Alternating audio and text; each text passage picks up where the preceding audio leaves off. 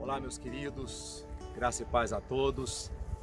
Hoje nós estamos aqui no parque para darmos sequência ao nosso estudo e hoje nós entraremos ou continuaremos falando sobre a maior e a mais graciosa intervenção de Deus na história da humanidade.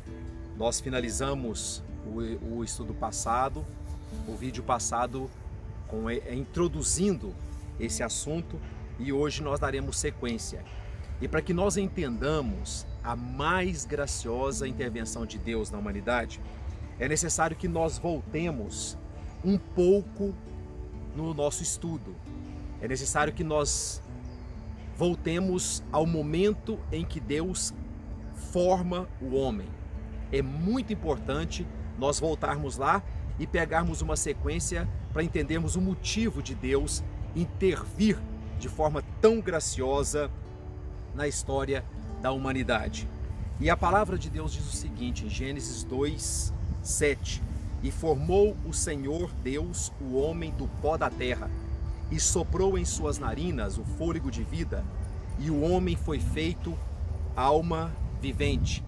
Gênesis 2:7. O homem foi feito alma vivente. É claro que nós não detalharemos aqui esse ponto, porque nós já o fizemos, mas é muito importante nós termos na memória que o homem foi formado do pó da terra, como diz Barnes, da poeira, né, da terra.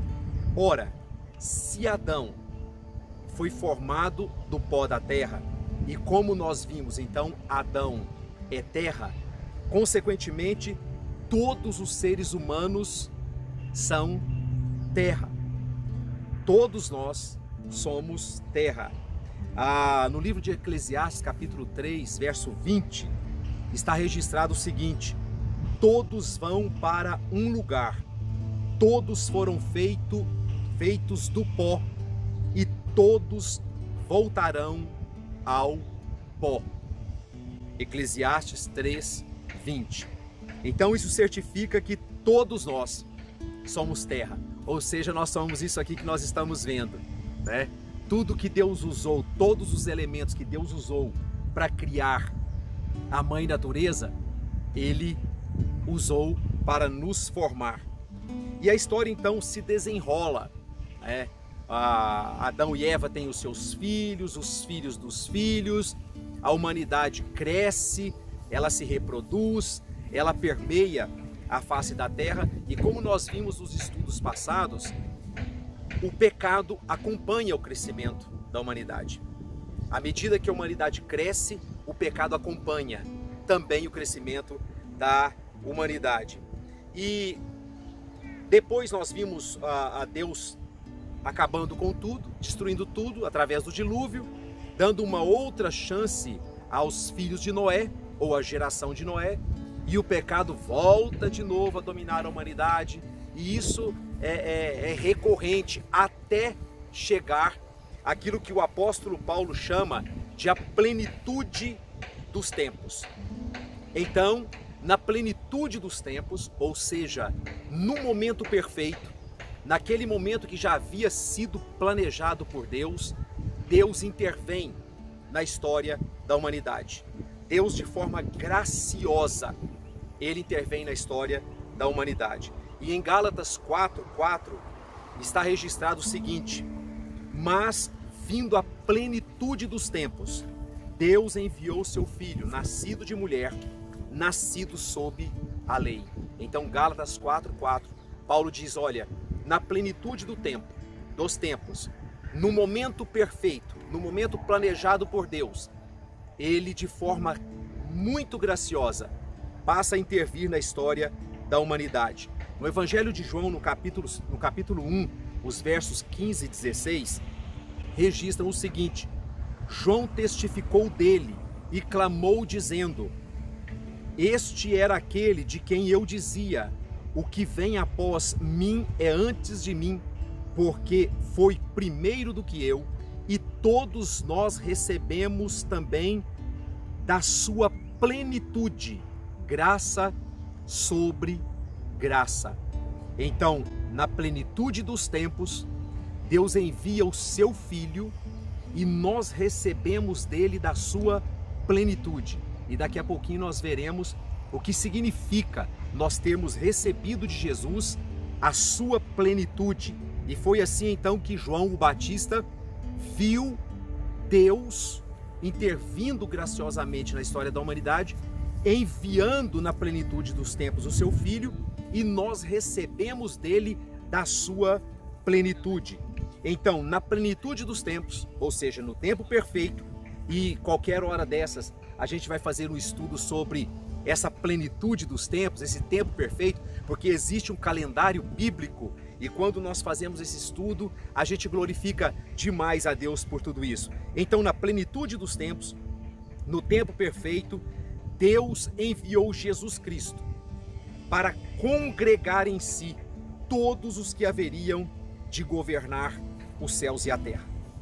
Então, Deus, de forma definitiva, agora não somente através de ações de seres humanos, mas através da ação do seu próprio Filho, intervém na história da humanidade.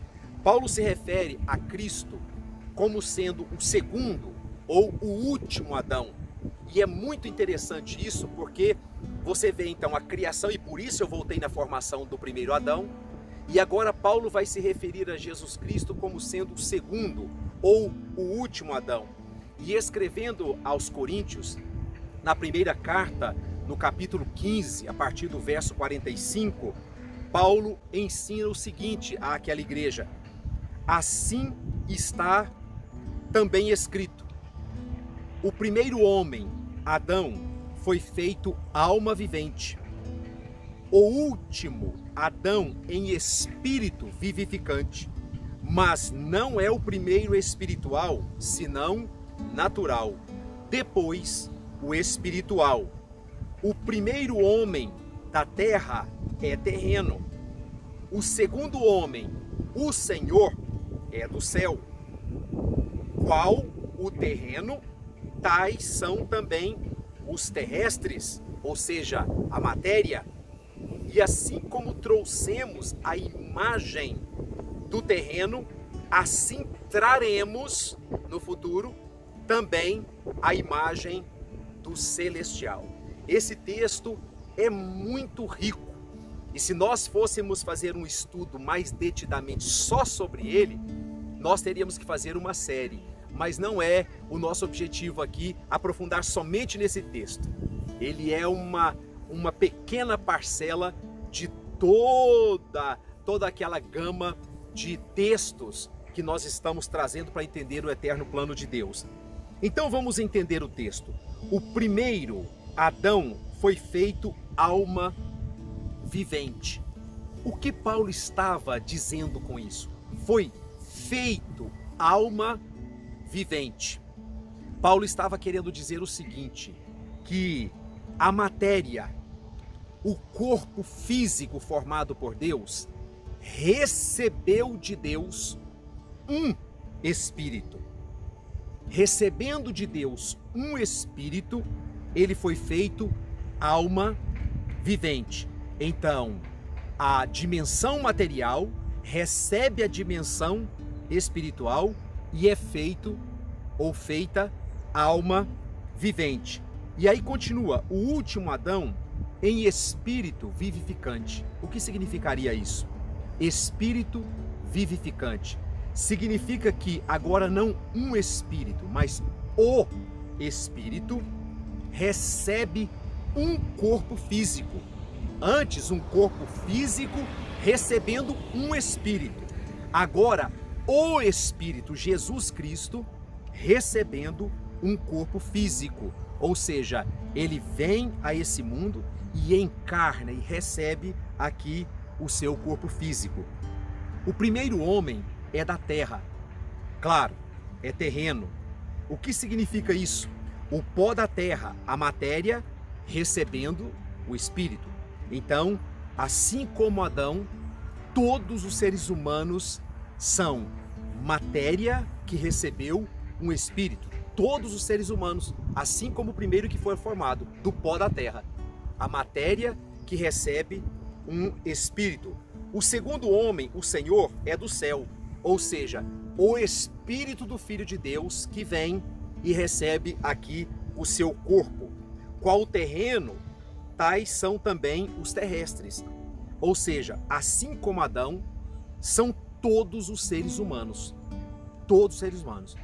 Todos nós, embora não formados pelas próprias mãos do Criador, mas todos os seres humanos recebem um espírito, o fôlego de vida que vem do Criador. Então, assim como Adão, todos os seres humanos recebem esse espírito. E qual o celestial?